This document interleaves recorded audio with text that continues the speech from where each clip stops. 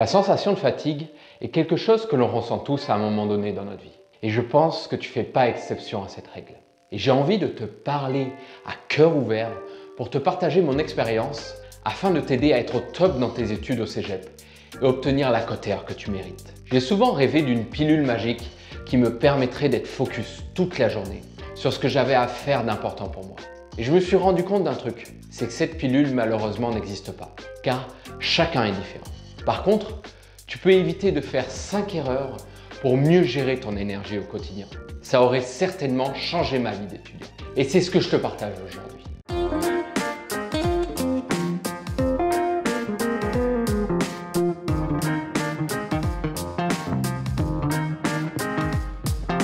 Salut, moi c'est Florent, coach scolaire professionnel, expert dans la concentration. Mon but, que tu réussisses tes sessions au cégep. Comment?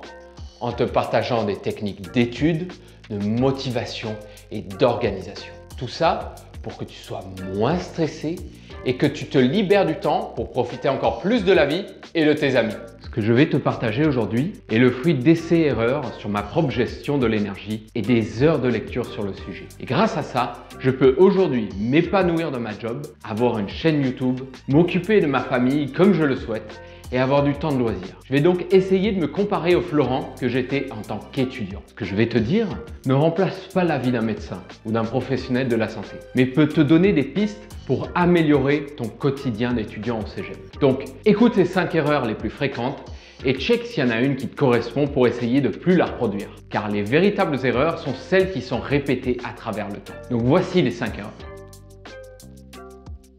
La première erreur que je faisais en tant qu'étudiant, c'est que je ne prenais pas assez soin de mon sommeil. Savais-tu que tu avais besoin entre 8 heures et 9 heures de sommeil par nuit? Alors bien sûr qu'on a tous des besoins différents, mais il reste que la majorité des personnes ont besoin de bonnes nuits de sommeil. Et le sommeil joue un rôle vraiment important pour que tu puisses te concentrer pendant tes cours et mieux mémoriser. Et retiens ça, plus tu es concentré, plus tu mémorises en cours, moins tu as à passer de temps chez toi pour revoir les notions importantes. Donc c'est un gain de temps phénoménal. Et voici les erreurs que je faisais quand j'étais étudiant.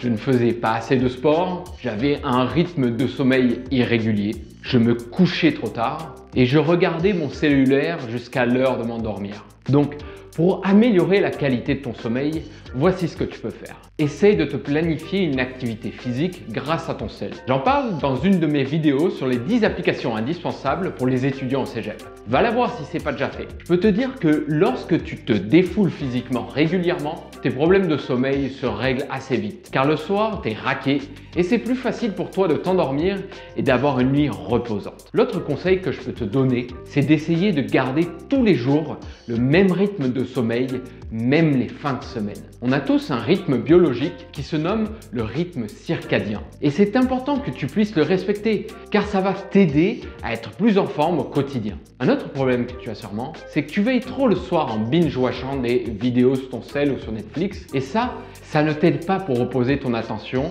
et retarde ton endormissement. C'est prouvé que la lumière bleue des écrans perturbe la sécrétion de la mélatonine, hormone qui régule ton sommeil. Le mieux que tu puisses faire, c'est de couper tout écran 1 heure avant de te coucher. Pour que ça devienne une habitude, crée-toi une alarme sur ton cell à 22 heures par exemple et fais-toi une tisane et va lire un livre qui t'inspire. Sinon, crée-toi une routine bien-être en méditant à chaque soir par exemple. Bon, et dernière chose que je pratique régulièrement qui va t'aider vraiment à t'endormir, c'est la cohérence cardiaque. J'en parle souvent, mais c'est pas pour rien, car c'est juste 5 minutes et ça a un réel effet sur ton organisme. Si tu sais pas ce que c'est, je te mets un lien en description pour la pratiquer. Et c'est pas plus compliqué que d'inspirer 5 secondes et d'expirer 5 secondes pendant 5 minutes. Donc si tu penses que le manque de sommeil est ton problème, applique la formule des petits pas en décidant de t'engager à en faire un pour améliorer la qualité de ton sommeil. Par exemple, au lieu de te coucher à minuit, commence petit en décalant ton coucher à 23h45.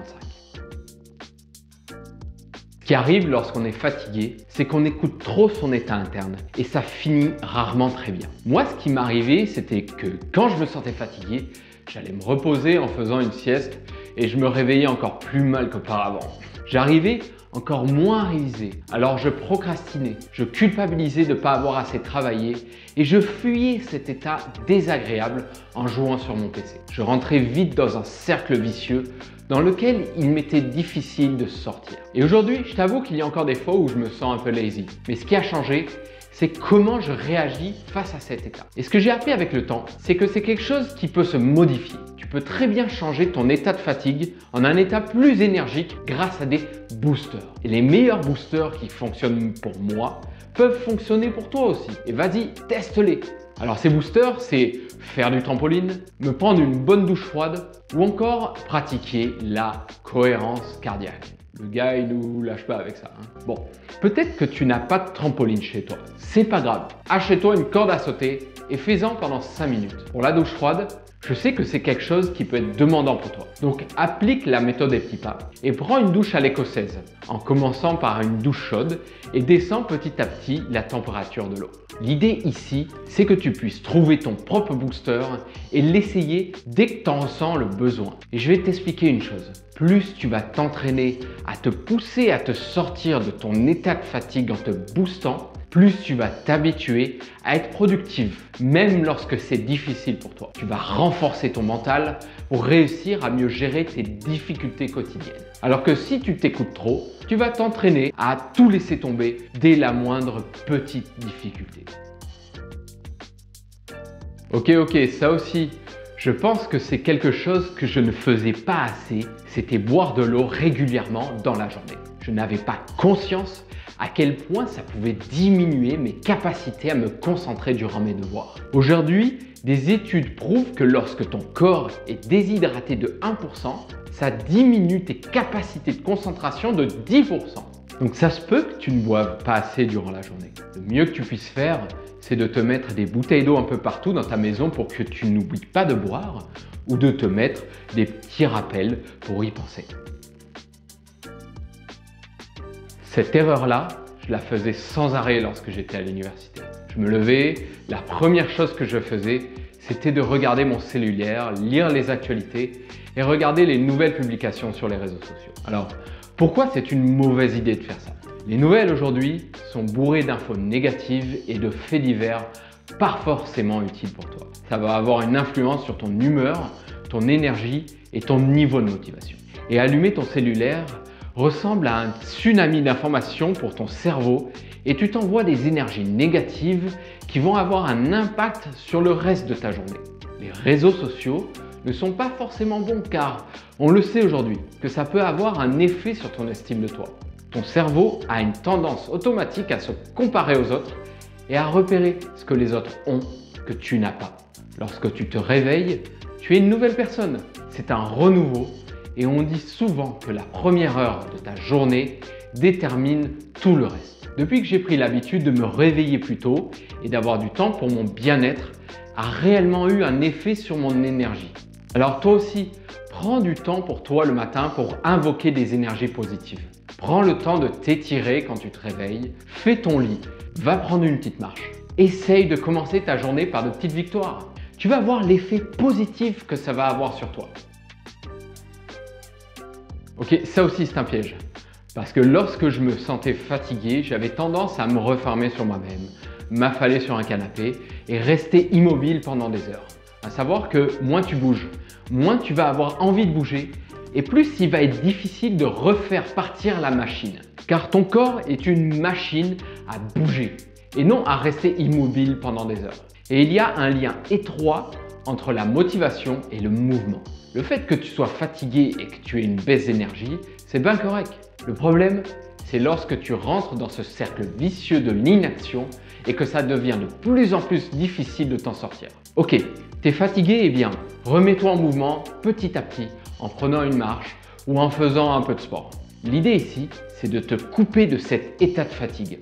Donc sors dehors, change-toi les idées et reviens à des activités qui ont de l'importance pour toi. Dans la vie, il n'y a pas de remède miracle contre la fatigue. Mais il existe peut-être des éléments qui peuvent t'aider à diminuer les coups de barre de l'après-midi par exemple. Dors plus et dors mieux la nuit. Sois régulier sur tes heures de coucher et lever, même les fins de semaine. À l'intérieur de toi existe un rythme biologique. Respecte-le Évite tout écran 1 heure avant de te coucher. Change ton état interne grâce à des boosters naturels. Prends une douche froide, fais du trampoline ou de la corde à sauter. Bois assez d'eau dans une journée en te mettant des rappels ou en plaçant des bouteilles d'eau dans toutes les pièces de la maison pour ne pas oublier de le faire. Démarre positivement ta journée en évitant d'allumer ton cellulaire en premier. Ne reste pas immobile lorsque tu te sens fatigué.